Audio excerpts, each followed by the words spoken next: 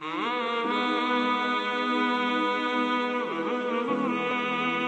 اللہ الرحمن الرحیم الحمدللہ رب العالمین والصلاة والسلام علی سید الانبیاء والمرسلین۔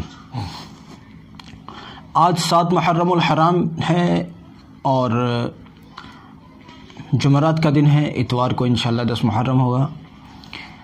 10 محرم سے متعلق بات چل رہی ہے آج کل، اسی کی ہم کلپس بنا رہے ہیں۔ آج پھر ایک اور نئی بات، نیا سوال، بڑی اہم بات جس کو ہر ایک کو اس لیے ضرور سننا چاہیے کہ ہم چاہتے ہیں کہ معاشرے میں جتنی صحیح باتیں ہیں جو قرآن و سنت سے ثابت ہیں وہ تو رائج ہوں، اور جو ایسی رسم و رواج ہیں جن کا قرآن و سنت سے کوئی ثبوت نہیں ہے اور اللہ یا اس کے رسول علیہ الصلوۃ والسلام نے ان کی تعلیم نہیں دی، وہ چیزیں معاشرے سے ختم ہونی چاہیے، چاہے وہ دیکھنے میں دین کی بھی لگتی ہوں لیکن اصل میں وہ دین کی نہ ہو تو وہ ختم ہو جانی چاہیے، اور معاشرے میں صرف وہ چیزیں رہ جانی چاہیے جن کا قرآن و سنت سے کوئی ثبوت ملتا ہے، جن کو قرآن و سنت نے ذکر کیا ہے۔ ایسی بہت ساری چیزیں ہیں ہمارے معاشرے میں، ان چیزوں میں سے ایک چیز ہے یوم عاشورہ یعنی 10 تاریخ 10 محرم کو ایسی نماز پڑھنا جس سے سارے مسئلے حل ہو جائیں۔ لوگ کہتے ہیں کہ 10 تاریخ کو اگر محرم کی یہ خاص نماز اگر پڑھی جائے تو سارے مسئلے، ساری حاجتیں، ساری مشکلیں، ساری مصیبتیں ختم ہو جائیں گی، لوگ ایسا کہتے ہیں۔ لیکن اس طرح کی باتیں تو لوگوں نے چلا دیں، کوئی ذرا یہ بتائے کہ کہیں حدیث میں یہ نماز موجود ہے؟ کہیں حدیث سے اس نماز کا کوئی ثبوت ملتا ہے؟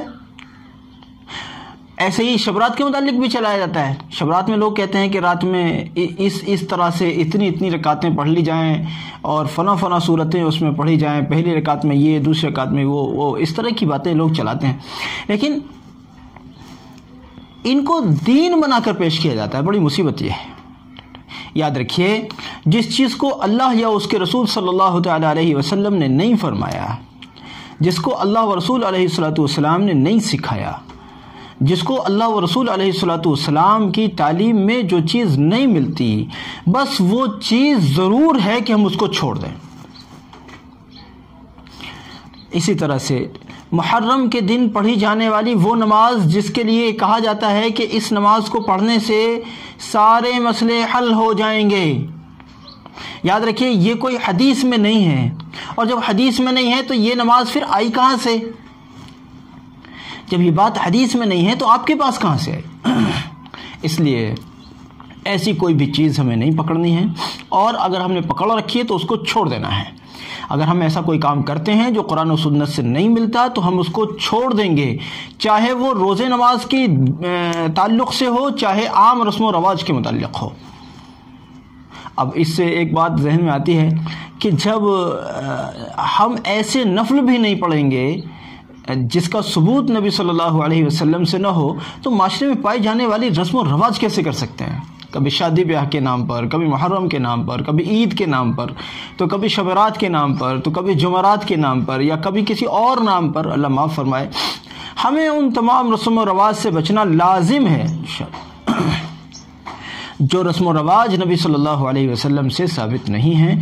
اس لیے یہ جو 2 رکعت کا جو ذکر ہے کہ محرم کی اس تاریخ میں اگر یہ 2 رکعت پڑھ لی جائے تو ہمارے مسئلے حل ہو جائیں گے، یہ نبی صلی اللہ علیہ وسلم سے اگر ثابت نہیں ہے تو ہم یہ 2 رکعت نہیں پڑھیں گے۔ ہاں یہ بات الگ رہی، ہم نوافل نمازیں جیسے اشراق پڑھیں، چاشت پڑھیں، اوابین پڑھیں، تہجد پڑھیں، اور جتنے نفل چاہتے ہیں اتنے نفل پڑھیں، خوب پڑھیں، فرض نمازوں کے علاوہ خوب نفل پڑھیں، کسی نے منع نہیں کیا، 2 کے بجائے آپ 200 پڑھیں، کوئی نہیں روکتا، لیکن کسی نماز کو اسپیشل یہ کہہ دینا کہ صاحب یہ نماز آج کے دن پڑھ لی جائے تو اس سے یہ والا کام ہو جائے گا، اگر وہ ثبوت ملتا ہو قرآن و حدیث سے تو بہت اچھا، لیکن اگر قرآن و سنت سے اس کا ثبوت نہیں ملتا تو ہم اس کو لازمی طور پر چھوڑ دیں گے۔ اور نفل پڑھنے کی بات ہے، اب خوب پڑھیے، اور عاشور میں ہی کیوں، ہر دن پڑھیے، آج بھی پڑھیے، کل بھی پڑھیے گا، ہر دن پڑھیے، کوئی نہیں منع کرتا۔ بہرحال یاد رکھیے، شریعت اس چیز کا نام ہے جس کو اللہ و رسول صلی اللہ علیہ وسلم نے بتایا ہے، اپنی طرف سے کوئی بات من گھڑت اس میں داخل کر دینا، یہی بدعت ہے، یہی بدعت ہے، یہی بدعت ہے۔ اور بدعات کا ٹھکانہ کل بدعت ضلالہ و کل ضلالۃ فی النار. اللہ کی پناہ. ہر ایک بدعت گمراہی ہے اور ہر ایک گمراہی کا ٹھکانہ جہنم ہے. آپ نے ہر جمعے کے خطبے میں اس کو سنتے ہوں گے، ہر جمعے کے خطبے میں اس جملے کو سنتے ہوں گے. اللہ رب العزت ہم سب کو بدعات سے محفوظ رکھے.